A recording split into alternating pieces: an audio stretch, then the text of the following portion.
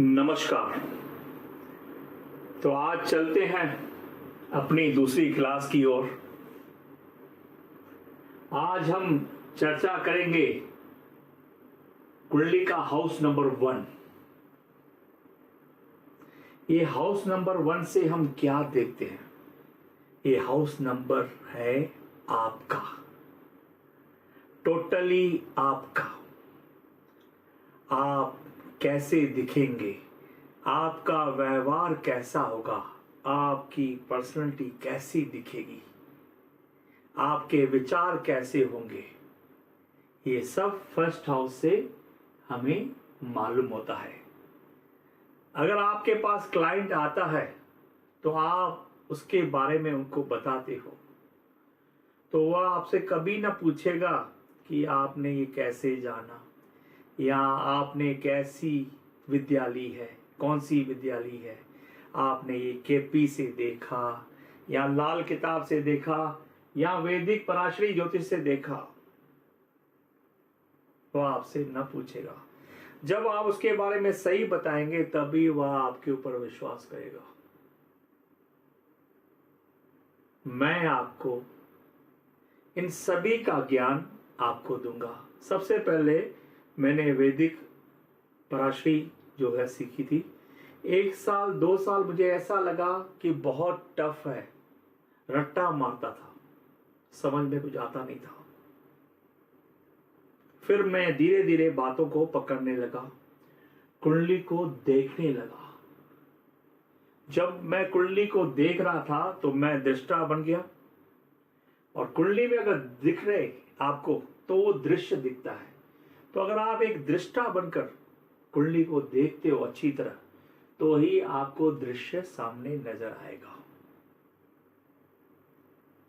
मैं आपको सब सूत्र दूंगा कि पहले हाउस को हम कैसे देखें और पहले हाउस से हम क्या क्या देख सकते हैं। वो मैं पूरी ईमानदारी के साथ मैं आपको वह सूत्र दूंगा। सबसे पहले ये फर्स्ट हाउस है क्या? सूत्र नंबर फर्स्ट, पहला, फर्स्ट हाउस किसकी जमीन है? काल पुरुष कुंडली के अनुसार फर्स्ट हाउस में मेष राशि आती है और मेष राशि का स्वामी मंगल है। तो ये जमीन हुई मंगल की। इसका कारक कौन है? अब आप कारक कैसे समझेंगे? मान लीजिए कि ये फर्स्ट हाउस का एजेंसी मतलब एजेंट कौन है, तो कारक है, एजेंट है सूर्य। तो जब भी हम फर्स्ट हाउस का अध्ययन करेंगे तो हमें मंगल और सूर्य को नहीं भूलना चाहिए। आप नोट कर लीजिए, जब भी आप कुंडली देख रहे हैं तो पहला हाउस जिसके बारे में हमें जातक यानी हमें हमारे बारे में मालूम होती है, तो पहला सूत्र जो है आप लिख के रखिए कि ये जमीन किसकी है? ये जमीन है मंगल की और इसका कारक है सूर्य। अब सूत्र नंबर दूसरा, हम फर्स्ट हाउस लाल किताब कहता है कि ये है सिंहासन, कुर्सी, राजगद्दी। जिसकी भी सरकार बैठती है वही राज करेगी। अगर कोई आके यहां पे बैठता है तो राजा का काम क्या है? सबसे पहले अपने दुश्मनों को कमजोर करना, यहां उसे नाश करना। तो यहां पे कौन सा भी ग्रह आके बैठता है तो सबसे पहले वह अपने दुश्मनों का पावर कम करता है। यह सूत्र नंबर दूसरा हो गया। अब तीसरा सूत्र जो मैंने पराशरी ज्योतिष में से लिया है कि फर्स्ट नंबर हाउस में जो कर्क राशि है, कैंसर राशि नंबर 4 और जो मकर राशि है राशि नंबर 10, ये जब भी यहां पे आती है तो वह जातक थोड़ा निर्बल हो जाता है। मतलब उस जातक को कठिनाइयों का सामना करना पड़ता है। सूत्र नंबर 3, जब भी फर्स्ट हाउस में कर्क राशि और मकर राशि आती है तो ऐसे जातक का जीवन कुछ संघर्ष में डिफिकल्ट हो जाता है। पराशरी ज्योतिष कहती है कि अगर फर्स्ट हाउस में बेनिफिक ग्रह आ गए, सौम्य ग्रह आ गए। अब बेनिफिक ग्रह कौन से हैं? गुरु हो गया, चंद्र हो गया, शुक्र हो गया और बुध हो गया। अगर ऐसे ग्रह यहां पे आते हैं तो ऐसे जातकों की लाइफ जो होती है ना, स्मूथ जाती है। मतलब उनको इतनी परेशानी, दिक्कत का सामना नहीं करना पड़ता है। अगर यहीं पे अगर मैलेफिक ग्रह आ गए, मैलेफिक ग्रह मतलब पापी ग्रह। अब पापी ग्रह में हम सूर्य को ज्यादा कंसीडर नहीं करेंगे कि सूर्य जो है पिता का कारक है और पिता जो गुस्सा करता है बच्चे की भलाई के लिए। तो यहाँ पे जब मैलेफिक ग्रह आते हैं, यानी कि सूर्य, मंगल, शनि, राहु, केतु, तो उनकी जिंदगी में स्ट्रगल बहुत होता है। उन्हें चीजें आसानी से नहीं मिलती या उनका जीवन जो है संघर्षमय, कष्टमय बीतता है। पराशरी कहती है अगर लगन पे सौम्य ग्रह, बेनिफिक ग्रह की दृष्टि पड़ती है तब भी उनकी जिंदगी सिमुर जाती है। अगर लगन पे मैलेफिक ग्रहों की दृष्टि पड़ती है तो उनकी जिंदगी में कष्ट आता है। अब बात आती है सूत्र की। ये सूत्र भी आप नोट कर लीजिए। मैं आपको वैसे पढ़ाऊंगा जैसे माँ अपने बच्चों को सिखाती है। जैसे माँ ने आपको बिठा दिया कुर्सी पे और आपको कहेगी कि बेटा इनसे संभालना, ये आपको धोखा दे सकते हैं, ये आपकी सहायता कर सकते हैं। सहायता की बात आती है तो नंबर फर्स्ट जो है उसको सहायता देने वाला नंबर 5 है। 5 में जो भी ग्रह बैठेगा वो नंबर 1 की सहायता करेगा। अब सूत्र दूसरा देख लीजिए। जैसे 1 नंबर की सहायता 5 नंबर करता है और 1 नंबर की जो जड़ है जिसे बुनियाद कहते हैं वो नवम हाउस है, नवम भाव, जिसको आप भाग्य स्थान भी कहते हैं।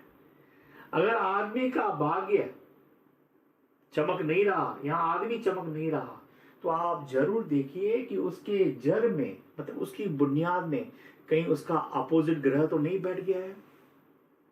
अगर उसका अपोजिट ग्रह बैठ गया है तो पहले हम इसका इलाज करेंगे, तभी आपको जो है आपका भाग्य उदय होगा। तो ये सूत्र नोट कर लीजिए। देखिए पराशरी में देखिए एक ट्रायंगल बनता है 1, 5, 9 का। अगर 2 से देखेंगे तो 2, 6, 10 का बनेगा। तो इस ट्रायंगल में, पिरामिड में शक्ति होती है। तो अगर आदमी की, जातक की जड़ सही है तो वह तभी तरक्की कर सकता है। लाल किताब में धोखा देना और धोखा खाना, ये भी बात आती है। अभी फर्स्ट हाउस का ग्रह, फर्स्ट हाउस को धोखा कौन देता है? 10th number house. 10th number house में जो ग्रह बैठता है वह फर्स्ट नंबर हाउस को धोखा देता है। अब मान लीजिए कि यहाँ फर्स्ट हाउस में सूर्य बैठा है और 10th हाउस में केतु बैठा है। केतु ऐसा धोखा नहीं देगा, ऐसे ही धोखा नहीं देगा। जब आप केतु के विरुद्ध काम करेंगे तभी ये धोखा करता है, विश्वासघात करता है। अब 10th घर में केतु जो है, केतु है क्या? केतु है आपका कैरेक्टर, केतु है आपका बेटा और 10th हाउस में केतु है आपके चाचे का लड़का। अगर आपने चाचे के लड़के के साथ झगड़ा किया या उसका काम खराब किया या बेटे सा, या आप अपने कैरेक्टर से ढीले हो गए तो कहीं ना कहीं आके वक्त पे ये चाचे का लड़का या आपकी किस्मत केतु के थ्रू धोखा देगी आपको।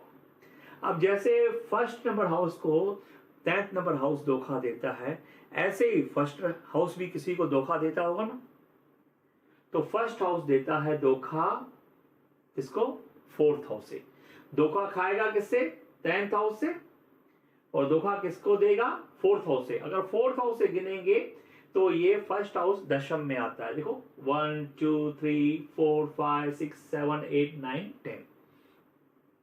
अगर फर्स्ट हाउस में अगर कोई मेलेफिक ग्रह है, राहु है, शनि है, अगर वो जातक अपना राहु और शनि या जो मेलेफिक ग्रह बैठा है उसके विरुद्ध काम कर रहा है तो कहीं ना कहीं चोट माता को या उसके घर को सहनी पड़ती है।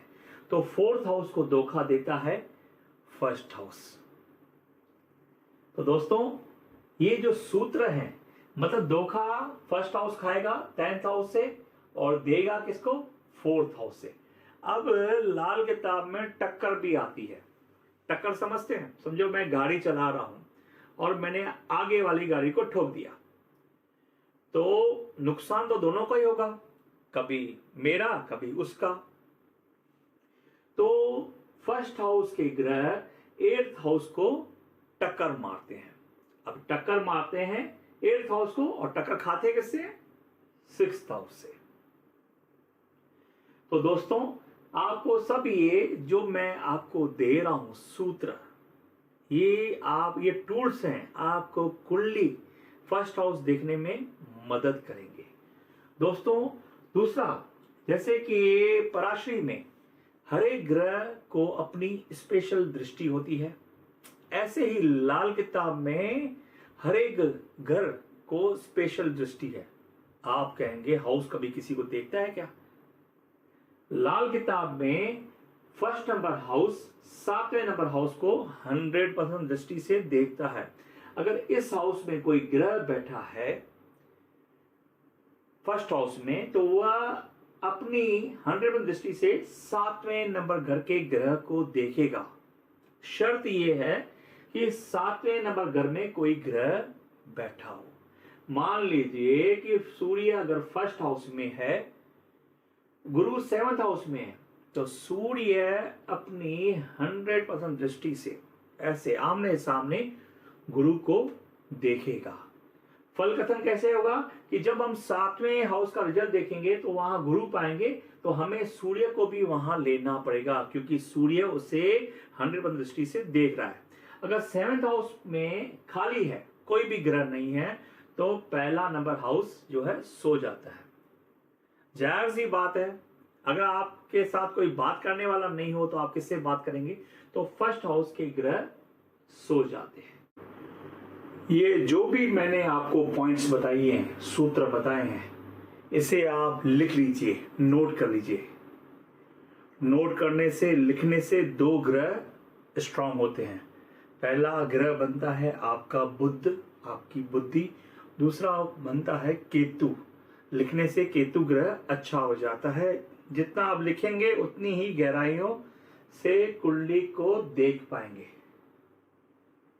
हर एक विद्या जो है अपने आप में महान है, चाहे वो वैदिक पकड़ लो, चाहे केपी पकड़ लो, चाहे लाल किताब पकड़ लो। हमें सिर्फ अच्छी अच्छी बातें जिससे हम अपना काम आसान कर सके, हमें वो लेने की है। हमें किसी भी ग्रंथ, किसी भी पद्धति की हमें निंदा नहीं करने की है। पराशरी अपने अंदर एक अजीब मिसाल है। जो इसको समझ पाया, समझो सब कुछ उन्होंने हल कर दिया। अब हम केपी के थ्रू, मतलब कृष्ण पद्धति के थ्रू हाउस को देखेंगे। वो कैसे फर्स्ट हाउस को देखते हैं? फर्स्ट हाउस से जो है ये क्या है? ये है हमारा मतलब शरीर का पहला हिस्सा। यानी हमारे शरीर का पहला हिस्सा क्या आता है? हमारा ये मस्तिष्क, हमारा सर, हमारा दिमाग। और दिमाग से हम क्या करते हैं? दिमाग से हम सोचते हैं। हमारे विचारधारा कैसी है? हम अच्छा सोचते हैं कि खराब सोचते हैं? विचारधारा से ही आपकी आदतें बनती हैं कि आप किसी चीज के लिए एडिक्ट तो नहीं हो।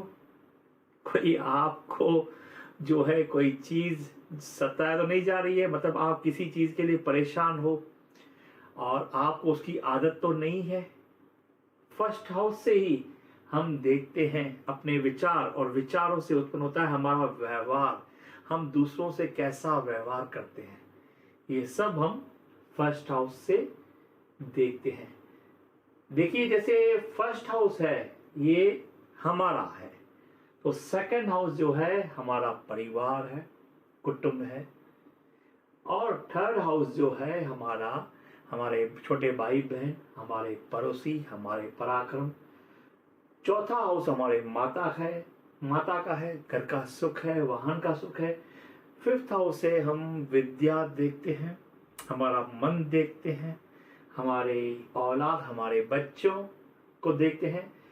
सिक्स्थ हाउस से हम अपने मामा को देखते हैं, हम अपने घर के नौकर को देखते हैं या रोग को देखते हैं। सेवंथ हाउस से हम अपने लाइफ पार्टनर, पति के लिए उसकी पत्नी और पत्नी के लिए उसके पति को हम देखते हैं। यहाँ से व्यवहार देखते हैं, व्यापार भी देखते हैं।